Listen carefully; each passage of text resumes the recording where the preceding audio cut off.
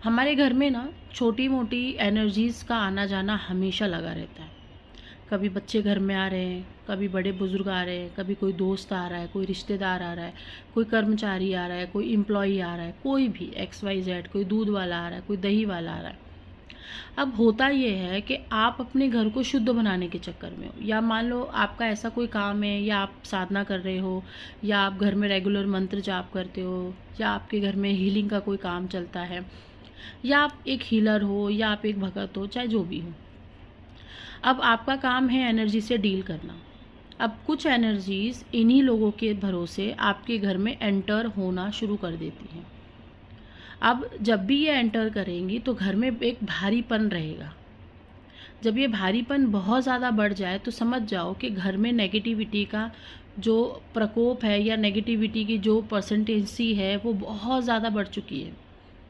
तो जब भी नेगेटिविटी आपके घर में बहुत ज़्यादा हो जाती है तो उसकी सफाई करना ज़रूरी है।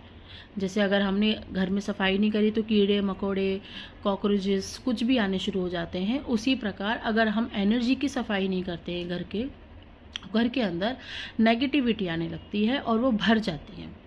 पहले 1 प्रेत आएंगे, फिर 4 आएंगे, फिर 400 आएंगे। तो प्रेत कितनी भी जगह ले सकते हैं, कितने भी प्रेत आ सकते हैं आपके घर में, हज़ारों में भी आ सकते हैं। तो उसकी सफाई करना बहुत ज़रूरी है। और यही कारण है आपके घर में दवाइयाँ कभी ख़त्म ही नहीं होती हैं। एक बीमारी गई तो दूसरी बीमारी आ जाती है, तीसरी गई तो चौथी आ जाती है। कभी बच्चा बीमार है तो कभी आप बीमार हो, फिर आप ठीक हो गए तो फिर आपके चक्कर में पता चला कि कोई और बीमार हो गया, या कुछ भी आपका लॉस हो रहा है, कंटिन्यू लॉस हो रहा है, नुकसान हो रहा है। तो ये सारी चीज़ क्या होती हैं, आपको रिफ्लेक्शन देती हैं। आपके देवी देवता आपको बता रहे होते हैं कि घर की सफाई करो। नहीं करोगे तो हम भी जो है, हमको भी बाहर निकलना पड़ जाएगा और घर में प्रेतों का वास हो जाएगा। कर्म इंसानों को ही करने पड़ते हैं, चाहे आप कितने भी बड़े साधक हो।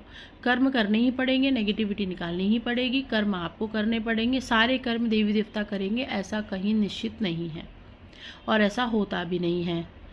ठीक है। जय माता दी।